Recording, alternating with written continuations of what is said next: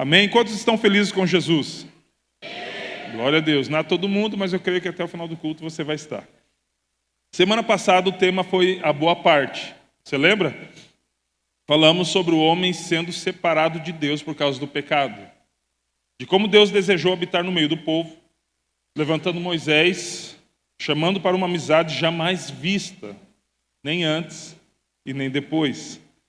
Dissertamos, a gente dissertou sobre Êxodo 33. E vimos que Deus chamou o povo para perto. Aleluia.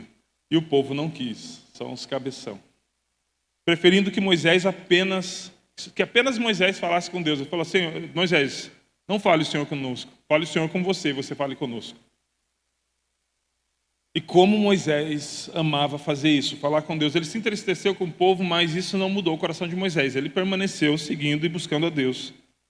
A ponto de desejar que Deus fizesse um caminho para que ele pudesse conhecer a Deus melhor. E eu quero ler com você Êxodo capítulo 33, versículo 13. Moisés falando a Deus: se é verdade que te agradas de mim, permita-me conhecer teus caminhos, para que eu te conheça melhor e continue a contar com teu favor. E lembra-te que essa nação é o seu povo. Então Moisés, mesmo tendo visto tudo aquilo que a gente já falou, e tudo aquilo que você já leu e você já sabe em Êxodo, todas aquelas maravilhas, ele ainda desejava conhecer o Senhor melhor e pediu para que Deus fizesse um caminho. E o desejo de Moisés foi atendido. Só que ele se cumpriu em João 14, versículo 6. Disse Jesus: eu sou o caminho, a verdade e a vida. E ninguém vai ao Pai senão por mim. Então, hoje nós vamos falar sobre a segunda parte da mensagem. A boa parte. Parte 2. Repetir, pastor. Não deu para... Na verdade, o pastor falou: coloque só o 2 para não repetir a parte. Mas já recebi. A boa parte é tão boa e tão grandiosa que é impossível falar dela num culto. Então hoje nós falaremos sobre a segunda parte. Alex, e a primeira parte está no site. Pode acessar lá, Paz Guaratuba, lá tanto o site quanto o YouTube. Você pode assistir a primeira e isso vai fazer muito sentido para que você compreenda melhor essa segunda parte. Amém, queridos? Nessa parte da mensagem vamos ver como não apenas escolher a boa parte, mas mantê-la, perseverar sobre essa boa parte. A escolha sobre Jesus, queridos, ela é uma decisão que fazemos um dia, mas nós prevalecemos, permanecemos nessa decisão. Muitas pessoas acham que apenas o fato delas levantarem a mão aqui: Senhor, eu te recebo, e não fazer mais nada é suficiente. A Bíblia fala sobre desenvolver a salvação. Jesus é o pão vivo que desceu do céu, amém? Em quando outra época você ouviu falar de um pão descendo do céu? No deserto, no maná. E eles escolheram apenas uma vez? Não. O pão é diário. Você precisa buscá-lo constantemente, diariamente. Então, o pão vivo que desce do céu, ele de uma vez por todas fez o sacrifício, mas nós precisamos buscá-los continuamente. Amém? Então, nós vamos ver de algumas formas que podemos escolher essa boa parte. E a primeira, eu quero ser bem rápido.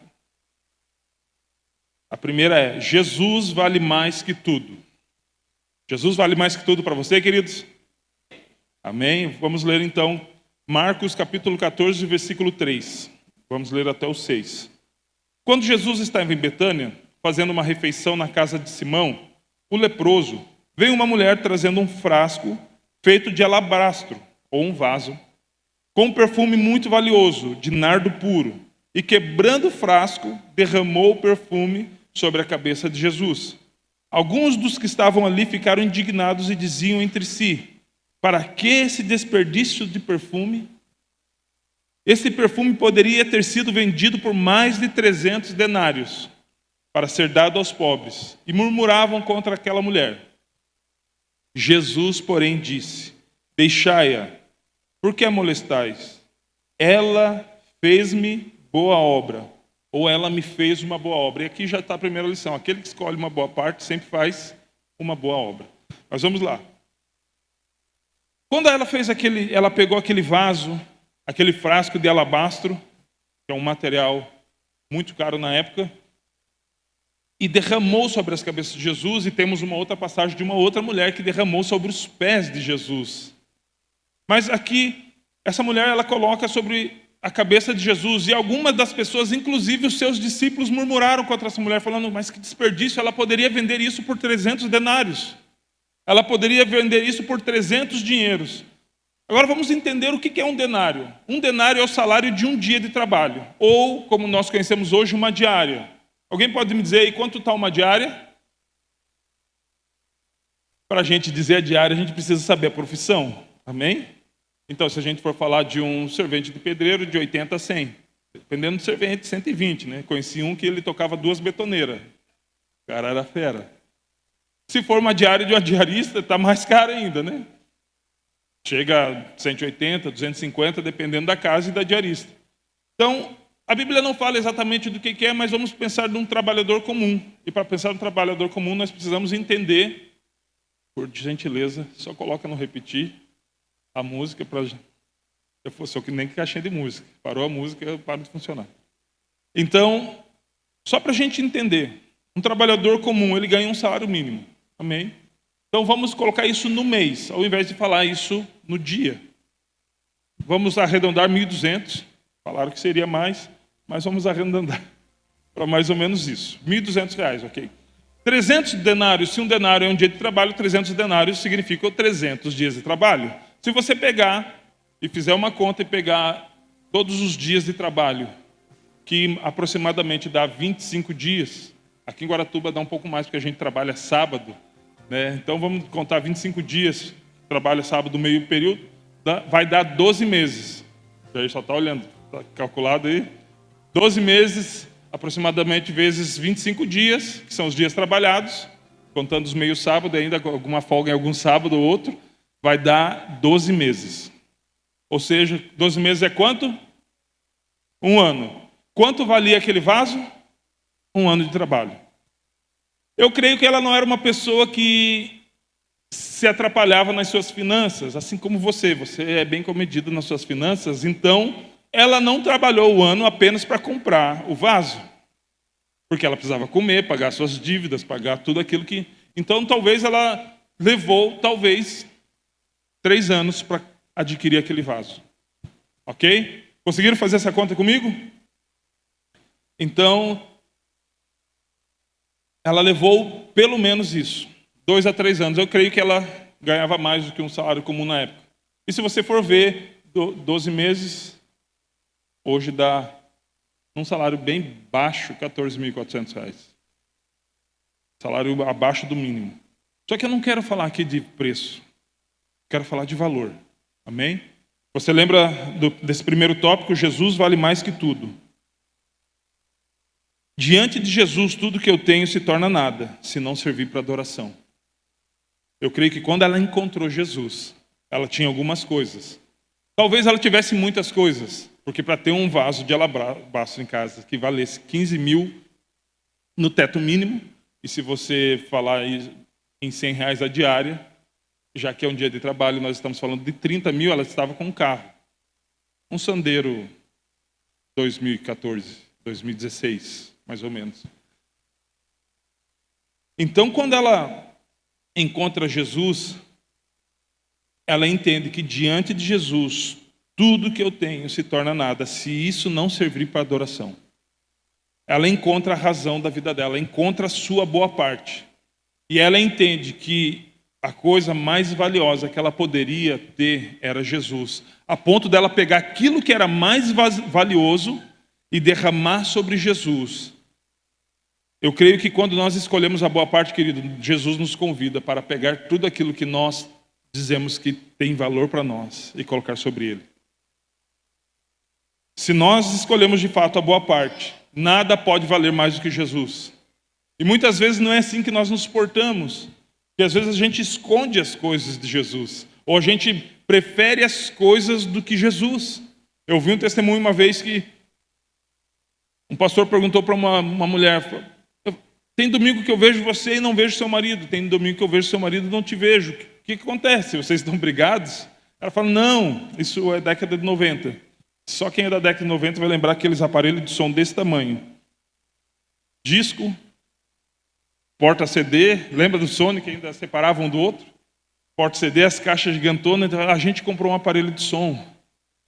E a gente tem muito medo que roube, então eu fico em casa guardando e ele vai para o culto. No outro domingo, ele vai para o culto, eu vou para o culto e ele fica em casa guardando. Então muitas vezes nós preferimos dar valor àquilo que tem preço e tratar aquilo que é de mais valor como alguma coisa comum. Só que se eu não entender que tudo que eu tenho se torna nada,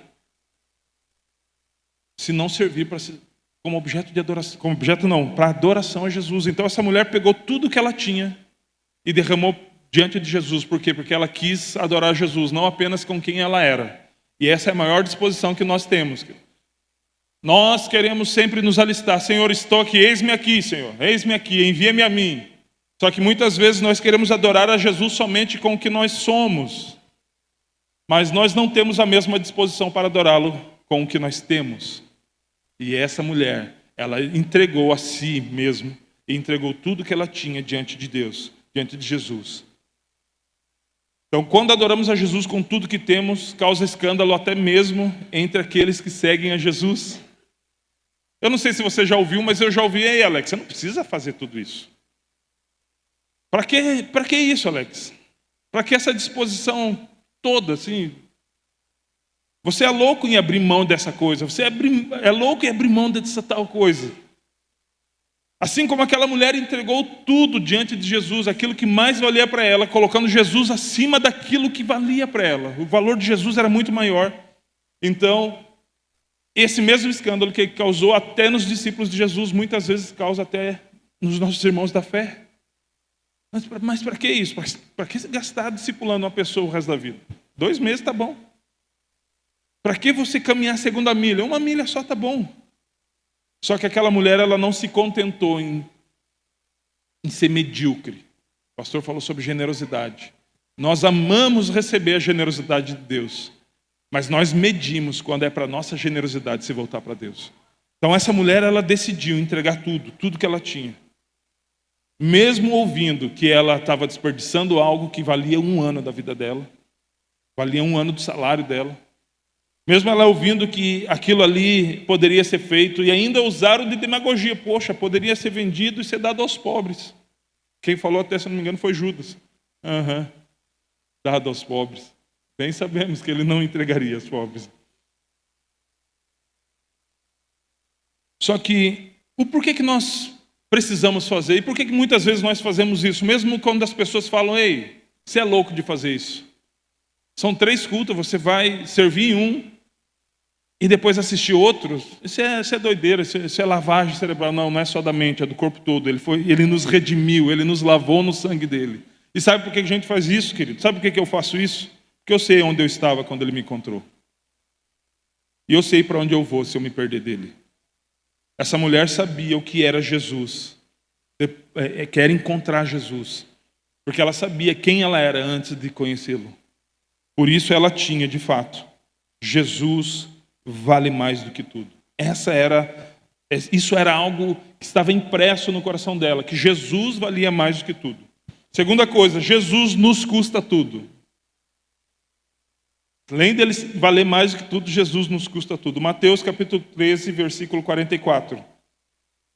O reino dos céus é semelhante a um tesouro escondido no campo, que um homem achou e escondeu de novo naquele mesmo campo.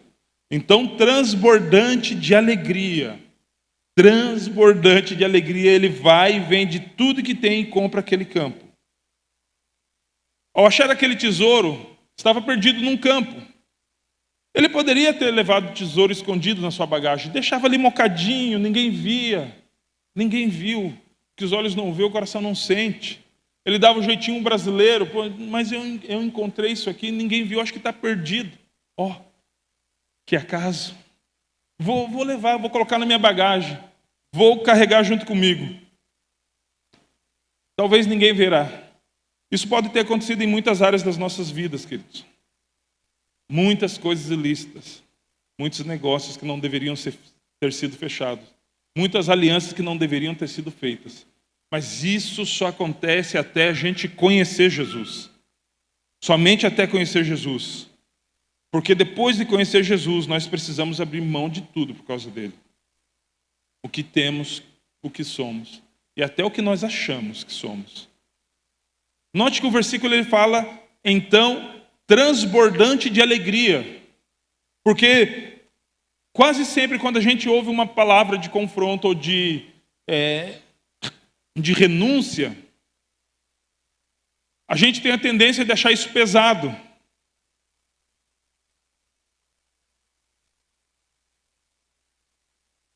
A Bíblia não fala que esse homem ele calculou o preço, não fala que ele saiu pesaroso de coração, não fala que ele ficou pensativo se faria ou não. A Bíblia diz que ele vendeu tudo que tem e comprou o campo. Porque o tesouro estava no campo, então ele comprou o campo. Ele comprou tudo aquilo ali que estava o tesouro, querido. Ele poderia ter levado escondido, sim, mas isso não era uma vida daquele que escolhe a boa parte. A boa parte é uma escolha, não é um acaso. Jesus por acaso me encontrou, não, é por propósito. Então quando eu escolho a boa parte, eu decido deixar de fazer algumas coisas por causa de Jesus. Deixar de ser alguma coisa por causa de Jesus. Deixar para trás algumas coisas por causa de Jesus. Por quê? Porque Ele é a boa parte. Se eu escolhi a boa parte, então significa que eu elegi todas as outras partes inferior a ela. Então eu preciso entender que se eu encontrei um tesouro e ele vale mais do que tudo, então ele vai me custar tudo que eu tenho. Vai nos custar tudo, meus queridos. Nosso coração era entulhado com muitas coisas. Mas se eu escolho a boa parte, o rei do meu coração, o rei do seu coração precisa ser Jesus. Lucas 14:33 vai dizer assim, pois qualquer um de vocês que não renuncia a tudo quanto tem, não pode ser meu discípulo. E a primeiro modo, talvez alguns estejam pensando, mas eu tenho que vender tudo, eu tenho que largar tudo, tenho que sair do meu emprego, tenho que seguir. Não, a Bíblia não está falando disso, querido. Deus está falando daqui. O que te move? Quais são as coisas que fazem os seus olhos brilharem? No que o seu coração está preso? Onde está o seu tesouro? Porque quando eu souber disso, quando você souber disso, você saberá que ali estará o seu coração. Então, quando Jesus fala disso, ele fala daqui. Da renúncia. De eu não ter apego a essas coisas. Por causa de Jesus, eu abandono o meu apego por coisas, pelo materialismo. Por tudo aquilo que é instantâneo. Pelo imediatismo. Pelas coisas que eu acho que são como eu acho que elas têm que ser. Eu abandono isso por causa da soberania de Cristo, por causa da vontade perfeita de Cristo. Escolher a boa parte, querido, não é romantizar uma vida no Evangelho. A boa parte, ela é muito emocionante, sim, só que ela faz com que a gente precise tomar uma decisão. Porque não dá para seguir Jesus com as bagagens que nós trouxemos do mundo. Não dá para seguir Jesus cheio de entulhos. Nós precisamos passar pelo processo de conversão. E o processo de conversão, ele tira os entulhos do mundo. Ele tira as bagagens de frustrações, de situações, de pensamentos que tínhamos e trocamos isso pela mente de Cristo. E passamos a pensar como Cristo pensa. É impossível pensar como Cristo pensa se eu não eleger Ele como a minha melhor escolha, como a minha boa parte. Talvez escandalize, mas brigue com Jesus. Eu abro mão do meu corpo e minhas regras e falo, Senhor Jesus, seja feita a sua vontade. Eu abro mão de achar que eu conheço muito bem os caminhos a ponto de decidi-los pela minha própria sabedoria e falo, Jesus, o Senhor é o caminho, a verdade e a vida. Então, se é preciso que eu abandone as minhas bagagens para te seguir, então eu vou fazê-lo. Mas isso não gera peso, porque é aí que o mundo não entende a igreja. Porque o mundo olha para a igreja e fala, cara, vocês não se embriagam, vocês não vão para o carnaval. Vocês não vão em balada. Vocês não ficam enoitados. Que alegria tem isso? Nós escolhemos a boa parte. Essa é a nossa alegria.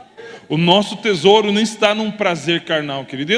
E para a carne, essas coisas que eu acabei de falar não são ruins. É por isso que o mundo acaba não entendendo, porque o medidor do mundo é a carne. E para a carne o pecado é bom, pelo menos na sua atividade, não na sua consequência.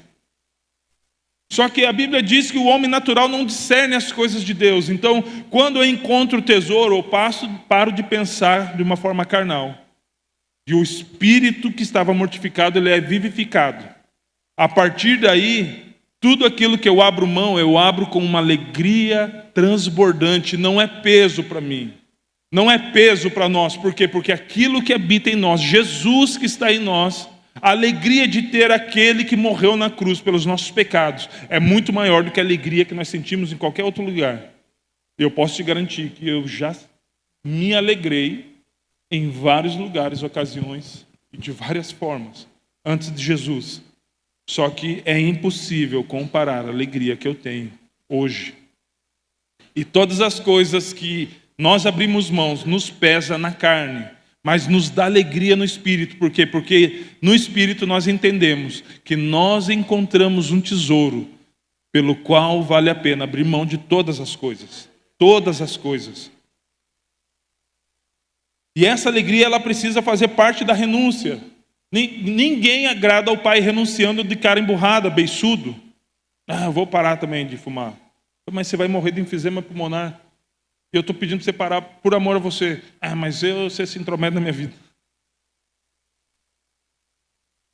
Quase.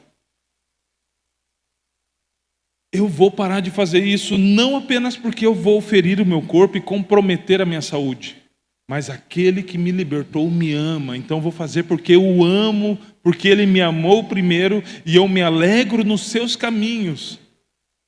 Muitas vezes a gente faz as coisas porque tem que fazer. Lembra de quando João Batista estava batizando?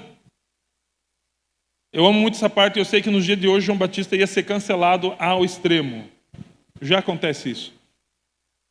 E ele estava batizando e de repente chegam os fariseus lá, tranquilo, de batinha, batismal, tudo com carinha de santo, de anjo, andando bem devagarzinho. Eu preciso falar com vocês. Diga, raça de víboras. Jesus, Maria, José. Por quê? Quem vos ensinou a fugir da ira vindoura ou da ira de Deus? E Jesus não morreu para nos livrar do diabo, ele morreu para nos livrar da ira de Deus. Quem vos ensinou a fugir da ira vindoura?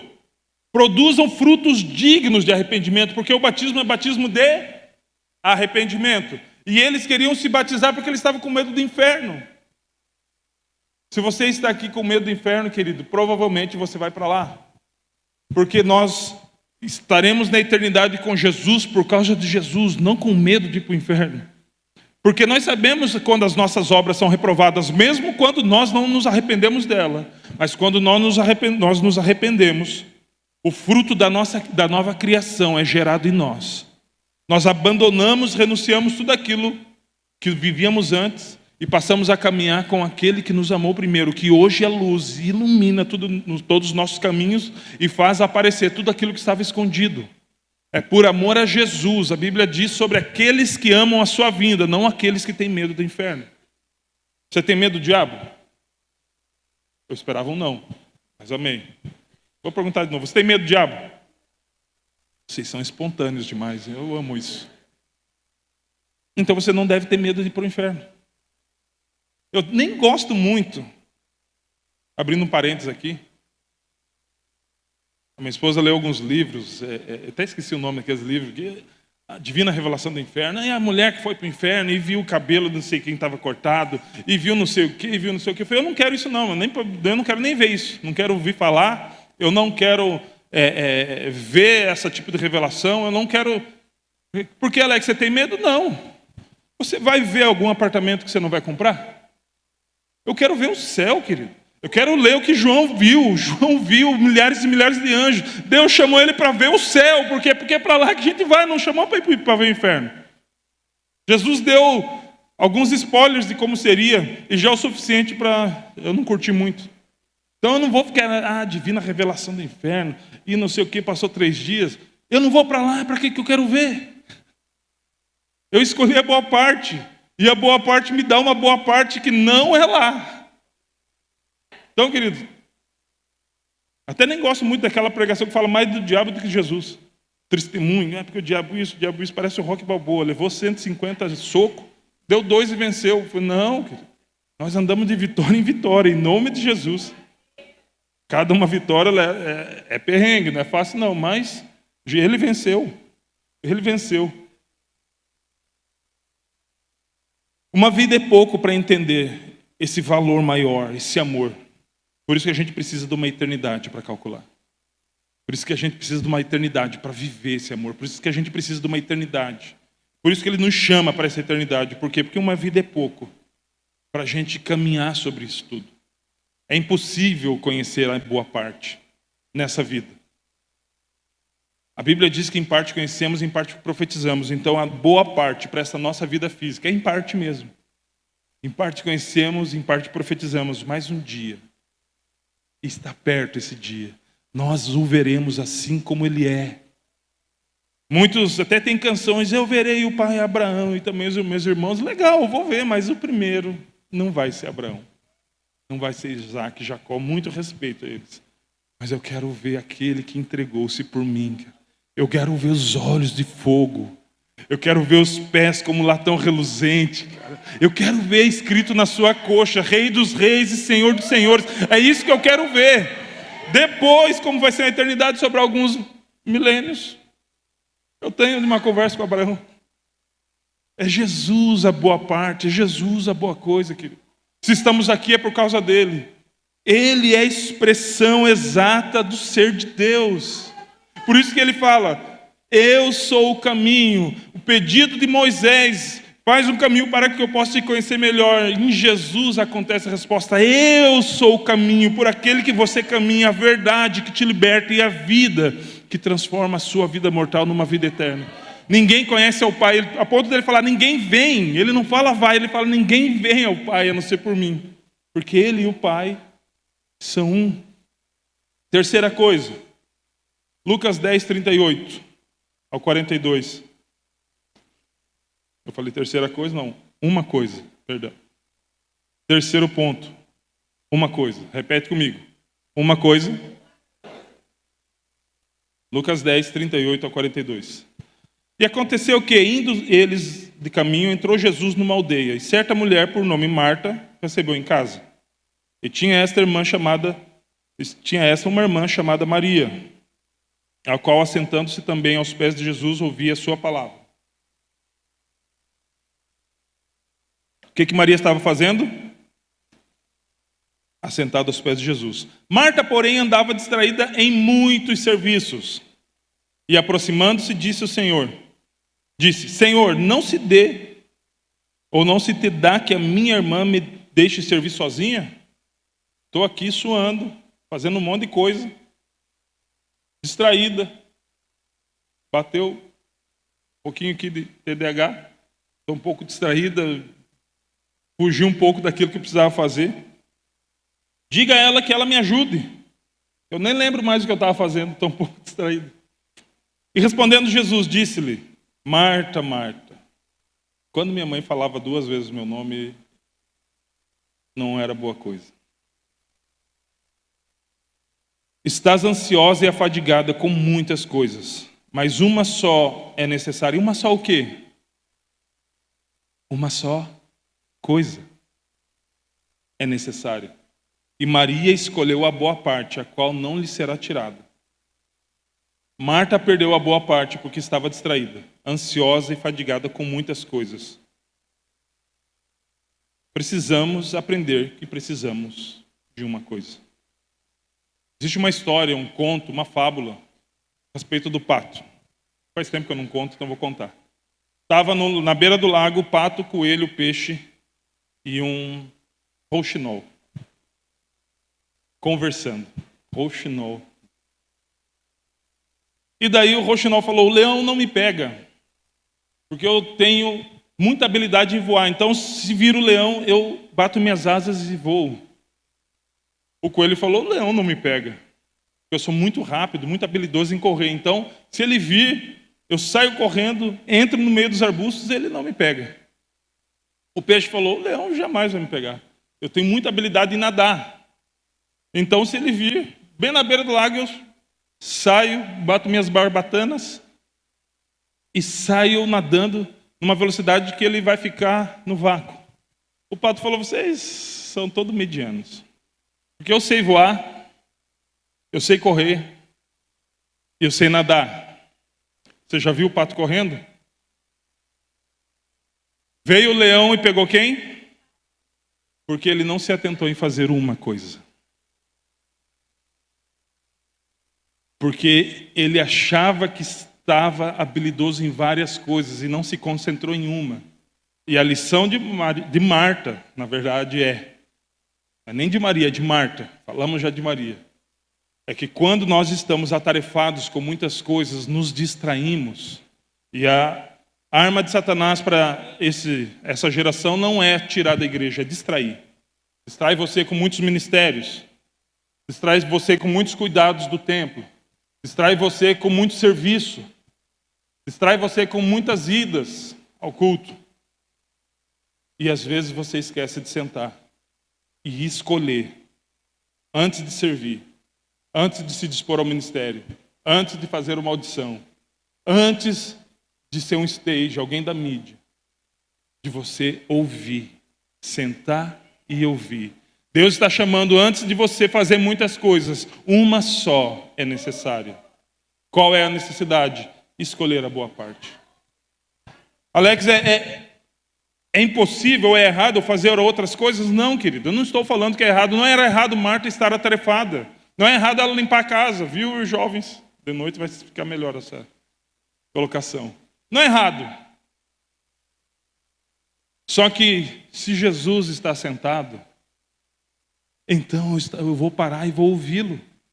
Se Jesus está no lugar, nada mais importa. Escolher a boa parte eu abro mão de tudo aquilo que pode me chamar atenção. Eu abro mão de tudo aquilo que pode me distrair. Eu abro mão de muitas coisas que gosto e até, de certa forma, sou seduzido por ela. Por causa de um só. Que é melhor do que todas as outras coisas. Uma só coisa é necessária. E Maria escolheu a boa parte. Maria escolheu contemplar. E contemplação é uma coisa que a gente faz pouco. Muito pouco. Porque a gente se acostumou com o culto. A gente se acostumou com o movimento. Na adoração eu leio a Bíblia. É errado eu ler a Bíblia? Na adoração você já se tornou um querubim. Não, nem querubim, porque querubim diante dele voam e adoram. Eu já fui numa igreja onde na hora do louvor ficavam conversando, normal, assim, e eram os homens de Deus, os líderes da igreja.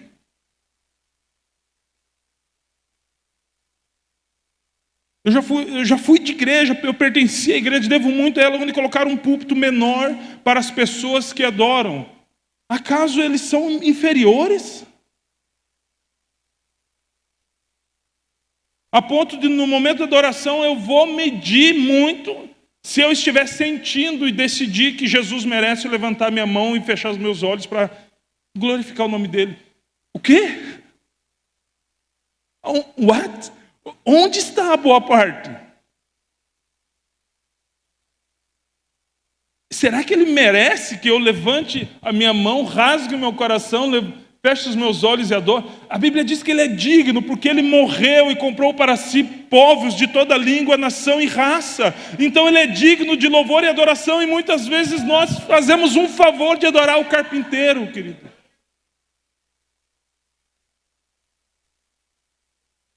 O que Jesus disse que Deus procura em João 4 são verdadeiros adoradores, que adoram em espírito e em verdade. Se a minha adoração não me custar alguma coisa, ela não é adoração. Se a minha adoração não me tirar de um lugar natural e me levar a um lugar sobrenatural, ela não é adoração. Eu não serei encontrado por Jesus, por Deus, se eu não me tornar esse adorador que a Bíblia diz que Deus está procurando. Porque muitas vezes, ao invés de ser adorador, eu sou um observador do culto. Deixa eu observar se... Eu não tenho nada contra, querido. Isso precisa ter. Né? Isso aí eu não engoli direito, porque eu acho que de acordo com a minha teologia... Gamaliel. Isso não é bom. Retenha o que é bom. Shmuel. Retenha o que é bom. Mas é impossível dizer que Jesus não está nesse lugar. E se ele está nesse lugar no momento de adoração, o meu papel, no mínimo, Senhor, mais uma vez eu escolho a boa parte. E eu sei que essa parte não será tirada de mim, Pai. Eu preciso contemplar a Jesus, não contemplar a vida do irmão. Aquela irmã veio a vácuo. Aquele irmão ali levanta direto bebendo água. E você observando tudo isso. Distraído com muitas coisas. E Jesus falando sozinho. Nós precisamos aprender a contemplar Jesus. Se você vai para o dicionário, contemplar é olhar com admiração. Ele fala, então eu preciso aprender. Ele se move, então eu preciso caminhar. Ele toca, então eu preciso ser curado. Ele para, então eu encontro descanso. Ele me chama para caminhar sobre as águas, então eu preciso confiar. Contemple. Tire esse absurdo de uma oração vaga que nós construímos a ponto de achar que Jesus nos chamou para reclamar para Ele acerca das nossas coisas e a gente fala.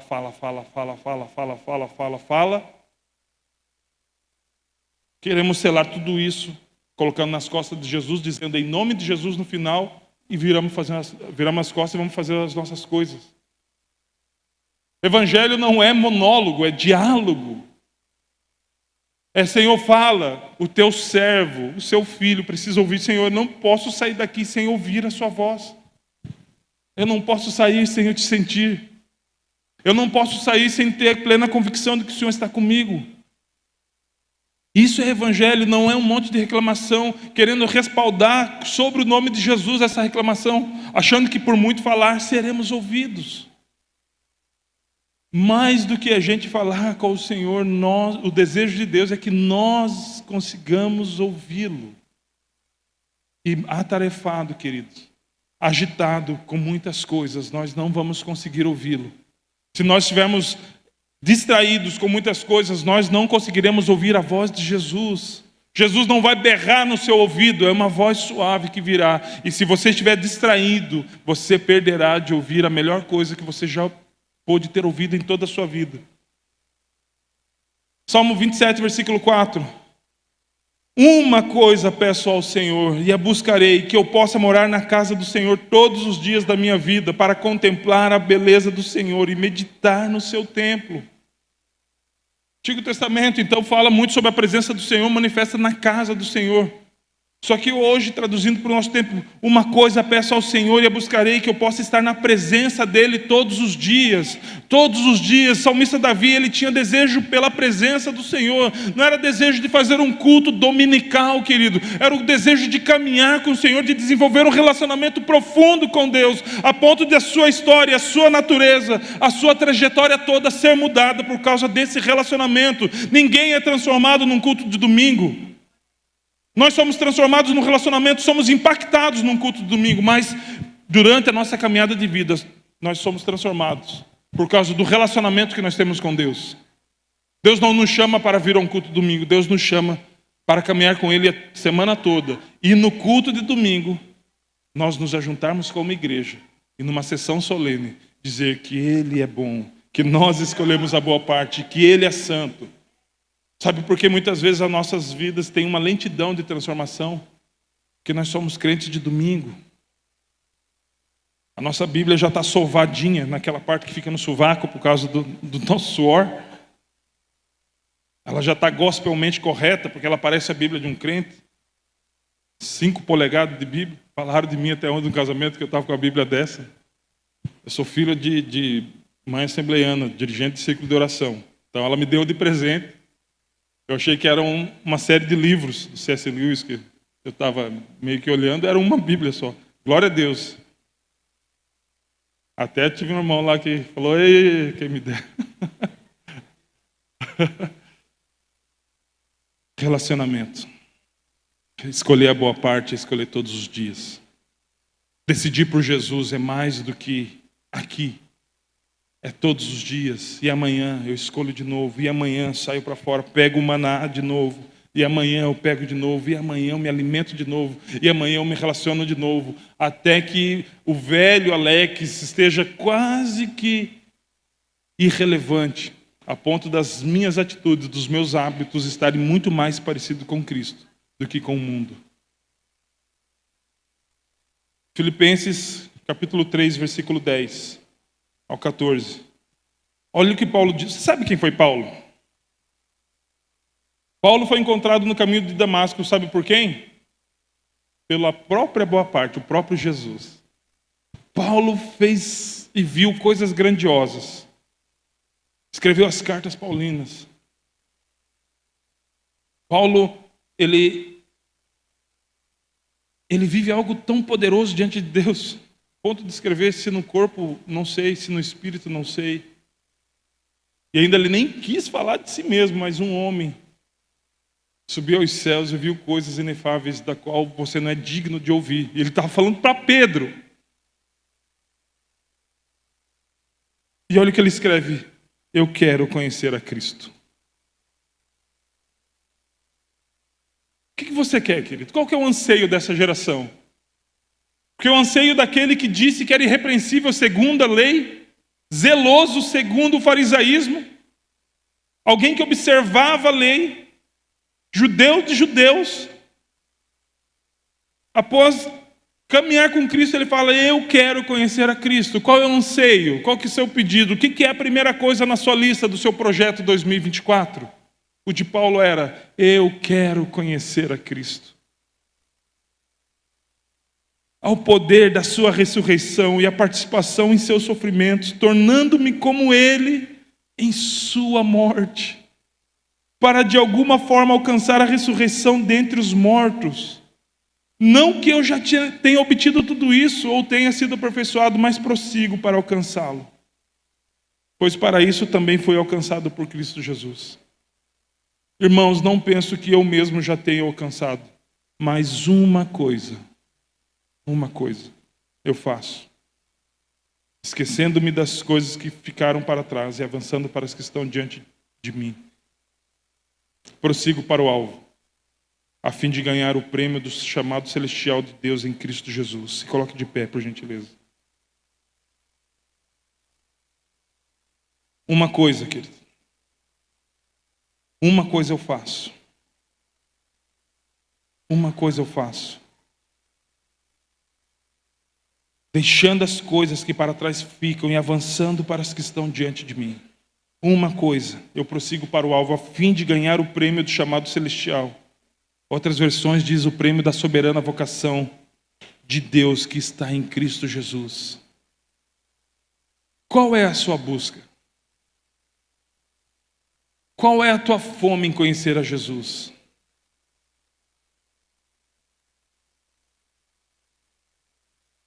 O quanto você tem de sede de ganhar o prêmio do chamado celestial?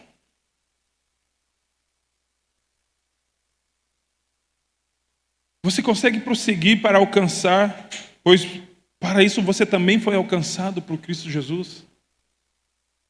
Sabe que para mim é a máxima da boa parte, querido? Sabe o que é para mim a máxima? O melhor de eu ter conhecido Jesus é o caminhar sobre duas verdades, ou duas vertentes. A primeira é conhecer a Deus. E a segunda é fazê-lo conhecido.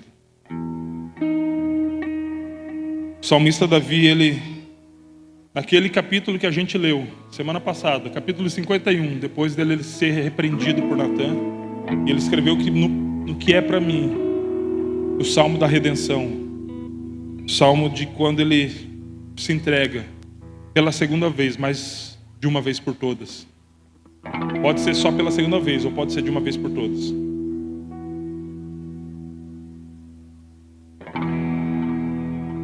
E ele escreve: cria em mim, ó Deus, um coração puro e renova dentro de mim um espírito inabalável. Não me repulses da sua presença, nem me retires o teu Espírito Santo. Restitui-me a alegria da sua salvação e sustenta-me com o espírito voluntário. Então ensinarei aos transgressores os seus caminhos e os pecadores se converterão a ti. Essa segunda parte da boa parte, querido, ela implica muito mais em conhecer Jesus, é óbvio. O nosso desejo de caminhar com Ele, mas juntamente com isso, o desejo de fazê-lo conhecido. E quantas pessoas estão ao nosso lado morrendo? Porque a boa parte está somente com a gente. Nós estamos muitas vezes escondendo o Evangelho para nós. E se o Evangelho está encoberto, é para os que se perdem que ele está encoberto. O quanto de Jesus as pessoas têm visto em você? O quanto de Jesus as pessoas têm visto em você? A ponto de elas serem inspiradas a buscar a Deus. Porque elas te veem. A ponto de elas serem inspiradas a se entregar a Deus por causa da sua conduta, a ponto delas escolherem a boa parte por causa do tesouro que você abriu mão de toda a sua vida para conquistá-lo.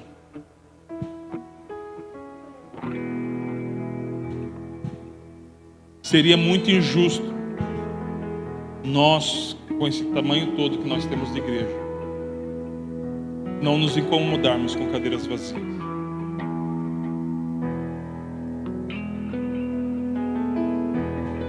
Paulo, quando falou, eu quero conhecer Jesus e me tornar como Ele na sua morte,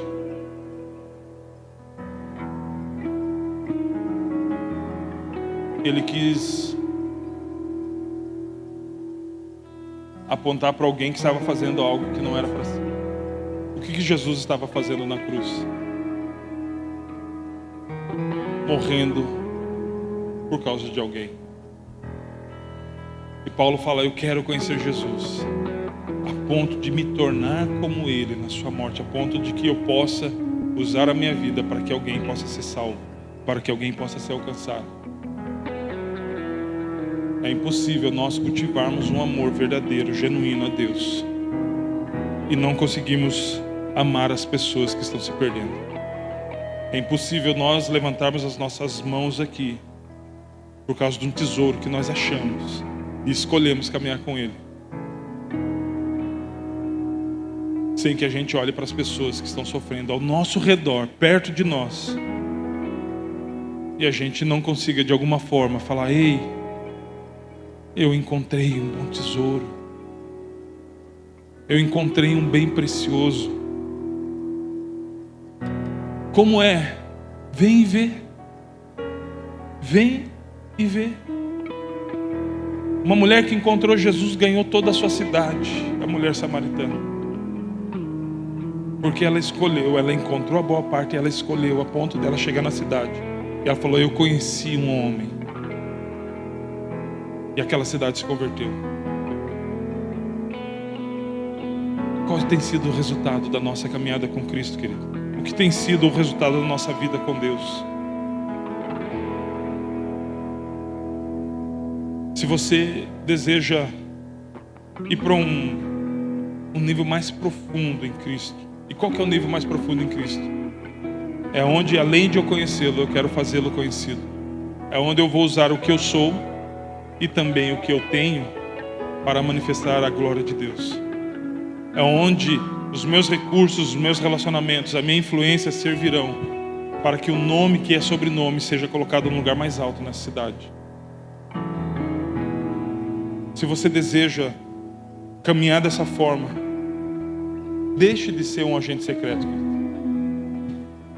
Deixe de guardar o Evangelho num potinho, com muito amor e carinho só para você. Não, o Evangelho ele precisa custar tudo que você é e tudo que você tem, a ponto de abrir mão de tudo isso por causa do Evangelho, a ponto das pessoas verem, eis um verdadeiro Filho de Deus. E eu queria orar com você. Já terminou o tempo, atrasei no tempo. Eu queria orar contigo. A nossa vida só vai ser relevante não por causa dos nossos estudos ou por causa daquilo que a gente tem. A nossa vida vai ser relevante quando Jesus transparecer através de quem nós somos.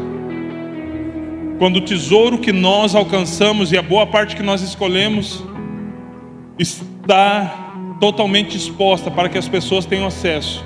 Nem que para isso a minha reputação vá para o lixo. Nem que para isso aquilo que penso de mim possa ser mudado. Eu quero conhecer a Cristo. Esse foi o clamor de um homem que viu Jesus, que ouviu a sua voz chamando ele. Eu quero conhecer a Cristo. Isso precisa ser o clamor de uma geração que busca tantas coisas, está atarefada com tantas coisas, está distraída com tantas coisas, que muitas vezes Jesus passa despercebido. Eu quero conhecer Jesus. Deve ser o clamor desesperador de um coração que entende que não vai conseguir se satisfazer com nada além do Deus eterno. Eu quero conhecer a Cristo.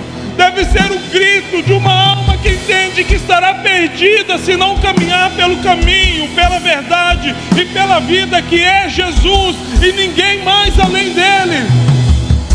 Eu quero conhecer Jesus. Deve ser o clamor de alguém que por mais tempo ou pouco tempo que caminhe, é alguém que incessantemente busca e clama e repete: Senhor, eu quero te conhecer mais, eu quero mais. Eu te encontrei como um bom tesouro, Pai. Eu escolhi o Senhor como boa parte ontem, eu quero escolher de novo hoje, eu vou escolher novamente amanhã, porque não há outra parte que eu queira. Tudo é inferior mediante o conhecimento do Senhor, mediante o conhecimento da plenitude de Cristo. Tudo é inferior mediante a sua presença. Tudo é inferior mediante a sua palavra. Tudo é inferior mediante o Senhor, Pai. Eu considero todas as outras coisas como perda, Pai, mediante o pleno conhecimento de Jesus. O Senhor é a minha boa parte.